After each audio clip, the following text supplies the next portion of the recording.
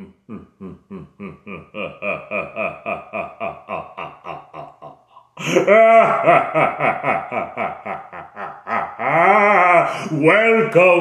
to the Halloween episode.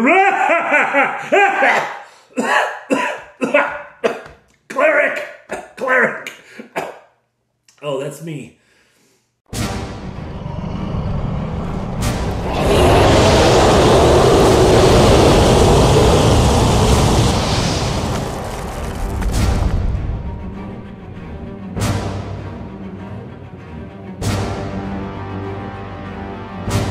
Hello everyone, I'm Father Aaron. Welcome to The Dungeon Minister. Welcome to our Halloween episode. I didn't really plan on having a Halloween episode, but it just so happened that as I was getting ready to film this particular video about the next adventure in our campaign, we had come to a point where things got a little bit creepy. So, happy Halloween! The creepy in question is the kinds of opponents that the players will face in this adventure. To bring everyone up to speed, we have 4 player characters, 2 elves, Bob Johnny and Fleetwood, both first level. We have a halfling, Touchberry, who is just at 2nd level. He has just made 2nd level. And we have a thief, Faux-Fire, who is now well into 2nd level because, of course, thieves advance very quickly. The first portion of our campaign has been spent facing the kobolds and the gnolls who are in charge of the kobolds, culminating in the Battle of Honeywood. And so that kind of ended a chapter. It put the button on that first phase, that opening movement, if you will, of this symphony. And so we're ready to move on to something else. And what I wanted to do was get back to more of a classic dungeon. Going underground, going room to room, finding some treasure, fighting some monsters. And we were freed now from tying it in with the kobolds and gnolls. We didn't have to follow that plot line, so it could be anything, right? I also wanted to lay the groundwork for a future storyline, something beyond the whole kobolds, gnolls, and even beyond the dragon that has come down from the north. After that big bad has been fought, well then what? Now where do we go? So I thought I'd plant the seeds of a later adventure storyline in this one. It would look like a classic side quest. It would look like something that had nothing to do with the main plot line, but in fact was setting up a main plot line for the future. Now, we begin, as so many adventures do, in the pub. I think DMs might have a drinking problem, and that's why we keep setting things in pubs. Anyway, it begins in the pub, and the adventurers are relaxing. You know, they're still basking in the victory of the Battle of Honeywood, and they overhear some people in the pub talking about a treasure, a fabulous treasure that's supposedly buried with an ancient evil. And, you know, immediately, their ears prick up. What's this they're talking about? And so they go over and they find out. What they're talking about is an ancient tomb, a barrow, that is located on the river south of Honeywood. It's on the river as it wends its way south to Kilmarnock. This tomb is near the edge of a swampy area, a lowland, but it's up on a ridge overlooking it. And it has an evil reputation. People don't like to go near it. There's no settlements around there, there's no farmland around there, there's no reason to stop there, and people do not. They avoid it. The adventurers, however, they think that sounds pretty cool. So they begin talking to the person who is at the center of this conversation, Rupert the Druid. I love Rupert, because he's starting to gather this character of being eccentric and forgetful. He'll forget their names, he'll forget who they are. I'm having fun with it. At any rate, Rupert tells them, yes, it's ancient stories. It's all stories. It's not true, none of it true. He doesn't want to tell them. There's something wrong there. There's something dark there. Eventually, they pester him enough that he coughs it up. There's an ancient evil thing. Some ancient sorcerer was buried there long ago. Marnock took care of all that. Now, Marnock happens to be the name of a real-life saint, and Kilmarnock, the actual city in Scotland, is the place where his cell was, his monastic cell. In my world, however, Marnock is a great cleric. Some 2,000 years ago, a very powerful cleric who came to this area in a wave of settlement up from the south and encountered here an existing culture. But this culture was based around a religion of human sacrifice. This tomb belonged to the last high priest of that sacrificial religion. And it was actually the location where the sacrifices would happen. And when that priest was defeated in combat by Marduk, that's where they buried him. The legend is that he was buried with fabulous treasures. Aha, that's the key. Again, the characters pester him long enough that he finally coughs up all of this information and promises them a key. And they go around to his house the next day, and he forgets who they were, because that's Rupert, he doesn't remember things. But finally he remembers, and he brings them a key. Now, it doesn't look like a standard, put a key in the lock kind of key. It is an oval with a protrusion in the middle. It's made out of brass, and it has a handle coming off of the back of that. It doesn't look like it would turn much of anything. They don't know how it works, but he gives them that, and he says, and that's all we know of it. That's what has come down to me. I found it from a traveler who was passing through, and he died here, and blah, blah, blah, blah, blah. Anyway, here's the key, and he tells them it's on the river, and you can't miss it if you go south on the river. So they rent a boat, and off they go. And at some point, they get close to the woods, they skirt the woods for a little bit, and then a small waterfall, really, when it comes down to it, a rapids area, as the river descends into the lowlands. This wide open marshy area extends in front of them. The world sort of opens up, and they see along their right-hand side, the edge of it goes off along and follows the curve of the woods. The woods have marched up to the top of this, but they don't come down. The bottom is too soggy to sustain trees, and so the forest follows the western edge of the swamps. Along the eastern edge is grassland, and they're going through this marshy area. And the river still has some coherence, but at some point it splits off in two. But just before it splits off, they can see up on the ridge this low form, dark on the edge of the ridge, commanding a view over the whole swamp. They can see it. And they, well, that must be it. He said you couldn't miss it. There it is. And so they follow the left fork.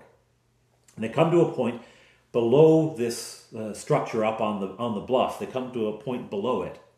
And they pull the boat out into the reeds. And they find a rock to lash the rope around or something and secure it. They're getting out of the boat when they are ambushed, attacked. A party of lizard folk.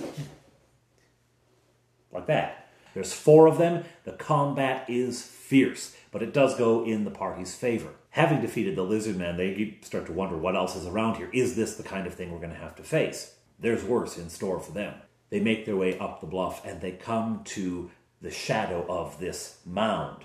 It's piled up in an earthen mound with a flat top. Around the edge of it are standing stones of white that look like teeth sticking up. And in the middle, they can just make out there's a larger lump inside the middle of this raised platform. But because they're close to it, it's hard to make it out exactly.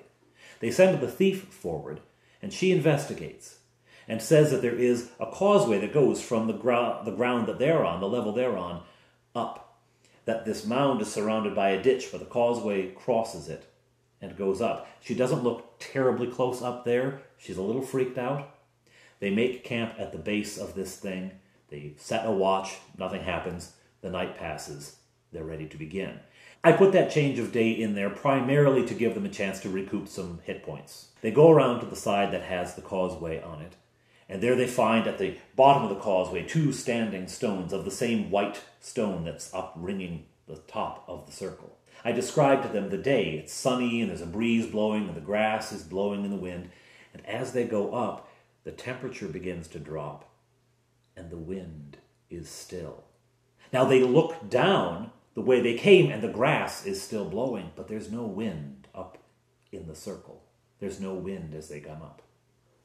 They come to the top of the mound and they step into the open space, and before them, that lump that they had discerned, they could see it's sort of a teardrop-shaped thing, but the side facing them is cut off straight, and it's worked stone.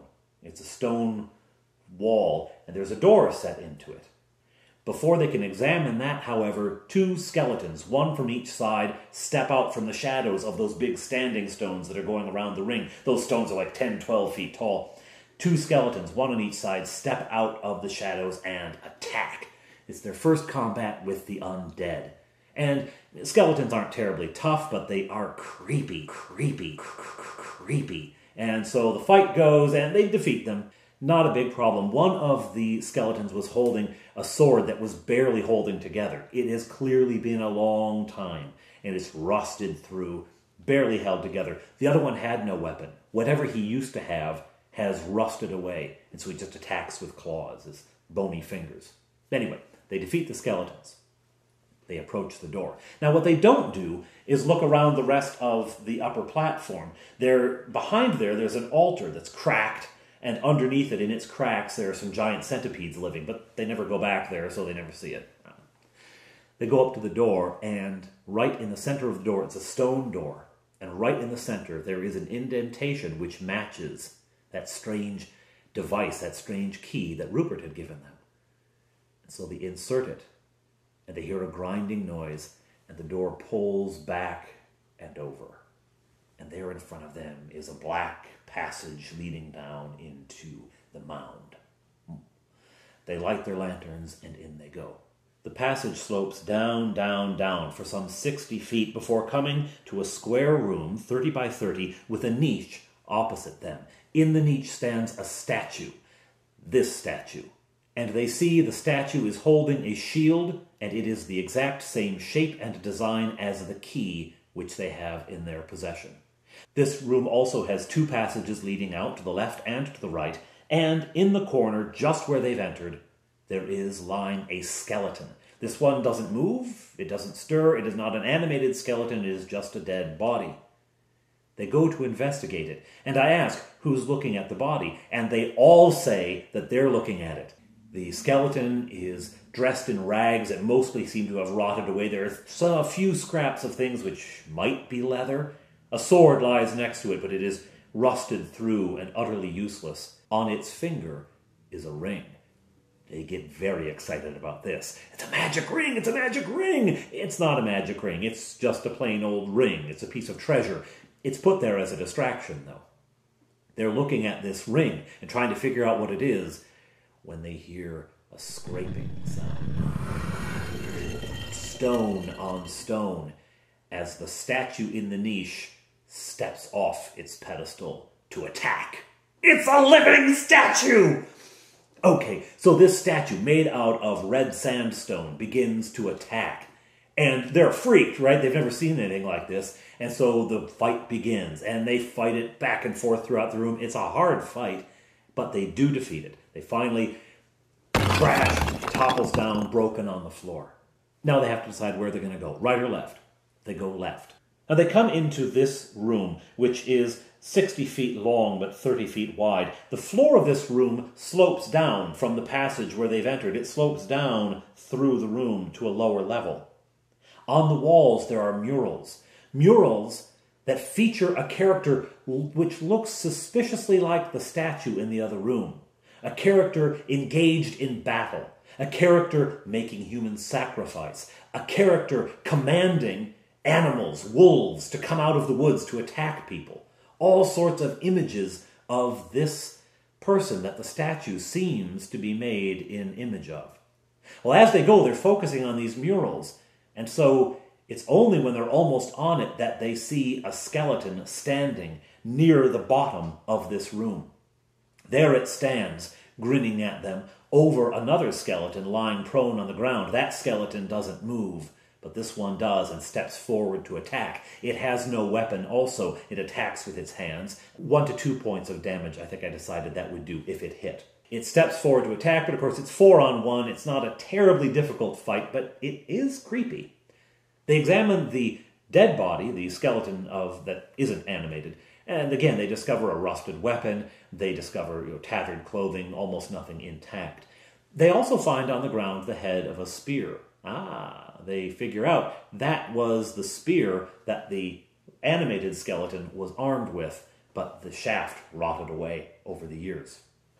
At the bottom of this room there is another passage, which you can see here, and they come into another chamber, 30 by 30 also. In the middle of this chamber stands a stone table, on which are a series of small statues. Some of them look like servants engaged in doing household tasks. Some of them look like farmers, plowing or planting. A couple of them look like warriors.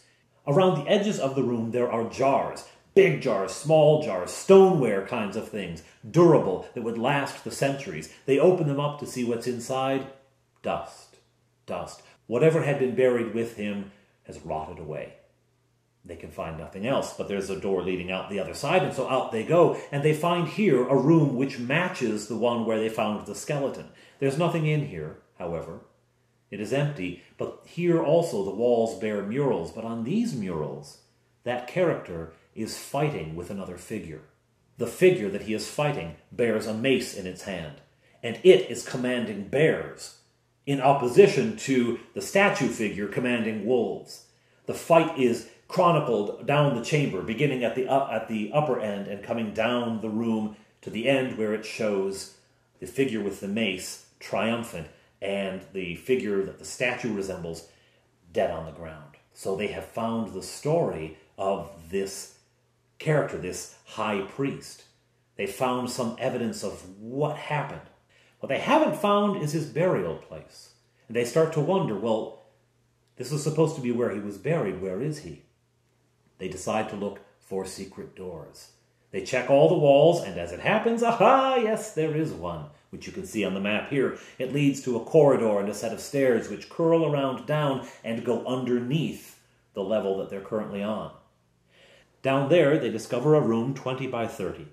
Around the edges of this room, again, are stone jars and a couple of large stone boxes, carved stone with stone lids. And on the wall hangs a sword, and the sword is in perfect condition. This makes them suspect it is magic, as indeed it is. One of them looks into the jars, full of coins. One of the jars, a smaller jar, full of gems. The boxes seem to have been full of something, maybe rich tapestries, rich fabrics, but they're rotted away. But the coins are all perfectly intact. Another character, the halfling, goes to take that sword off the wall. As soon as he pulls it down, of course he has to grab it by the bottom because it's hanging, point down. He kind of grabs it by the bottom and gets it down. It's sharp. As soon as he grabs it, there's a grinding sound. And the passageway that they came in, a door which they couldn't see, was blended in with the side of the wall. A door swings shut. They're trapped in this room. Instantly, through the other passage, light leaps up. There are torches mounted in sconces on the pillars of the next room, into which they then go. The fire burning in these sconces is greenish, sickly, unnatural. The pillars line the room, in the middle of them, a stone sarcophagus. As they enter the room, the stone begins to shake and shift, and it slides to one side and falls and cracks on the floor, and up sits a barrow Wight, and it reaches out toward them with a shriek as it stands up and advances on them. Roll for initiative. The fight is on. This hideous creature lurching toward them, trying to grab onto them with its claws. It will do damage with the hit, but it will also drain a level from them. And remember, only the halfling and the thief even have a level to give up at this point. Otherwise, it is death. So the DM is going to be careful about who he attacks, right? And he's going to have a saving throw in there, right? Right. During the combat, it is discovered that neither Bob Johnny nor foe fire can do any damage to this thing. Only magic weapons affect a Wight, or magic. Now, my youngest is discouraged. She's like, I can't do anything, I can't do anything. And he feels bad, and then he remembers, oh wait, I've got magic missile. Touch Fairy, however, has taken that sword off of the wall, and wouldn't you know it, it's a magic sword. And so it's a +1. It's a short sword +1, but it also has another secret in store for later. He swings and he hits and he does some damage. And my other boy, Fleetwood the elf, he has a magic sword from back in the keep and he hits. Combat is on. We have some hits from the Wight, but I've got a saving throw there, and they make their saving throws. The halfling in particular has very easy saving throws, so it isn't too difficult. And they dispatch the Wight. It is an enormous fight. It was hard, and there were some bits where it came close, like they're getting a saving throw by 1 or 2 numbers, but they win. They win. During the process, although he has made the saving throws, the halfling is very injured. He's not doing so good. He also had taken a lot of damage from the living statue in the first room. He's pretty low in hit points. And he is holding this sword when it starts to spread warmth from his hand up his arm, and he feels better. I tell him to roll a 1d6 and add 1 and put that back on his hit points.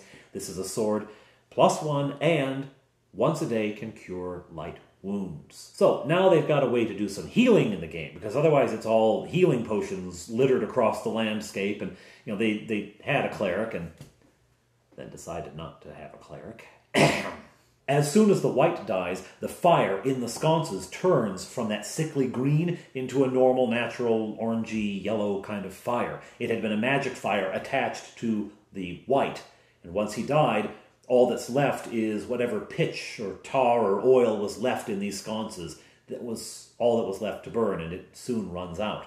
The place goes to darkness. Just a little bit of light from the other room where they had set their lantern down while they were looking in the jars and things like that. Speaking of the other room, when the Wight dies, from that room they hear a grinding sound. That door swings back open. All of this bound up in the evil magic contained in this Wight. So they go get the lantern to look around. There's not much of interest in here. There's nothing in the sarcophagus, but on the Wight's finger is a ring, and this one is magic. It is a ring of animal control. This is how he was able to summon the wolves out of the forest, right?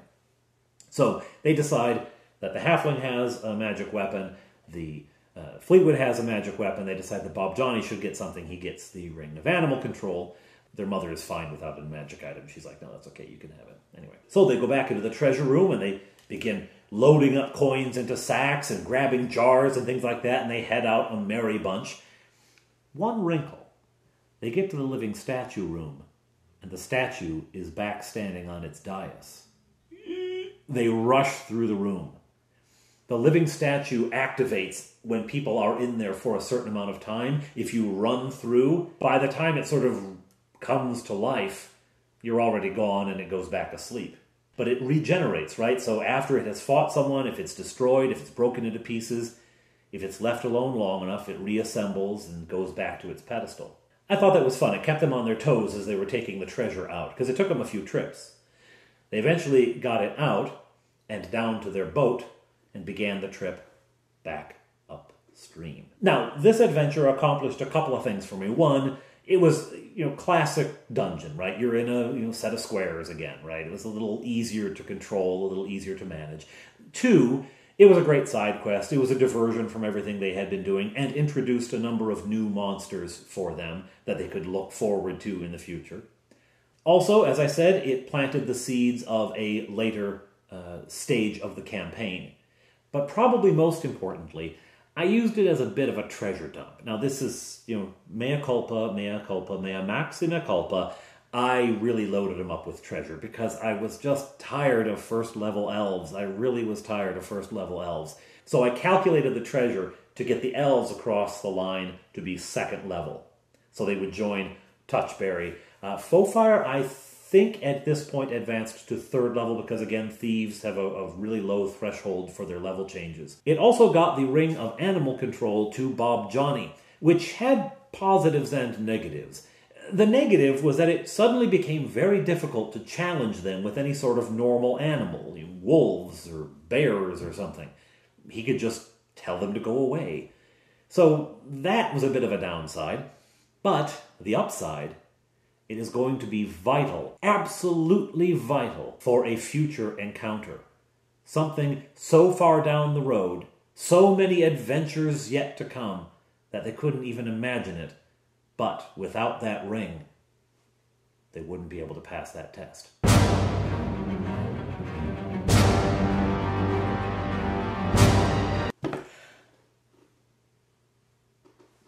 Okay,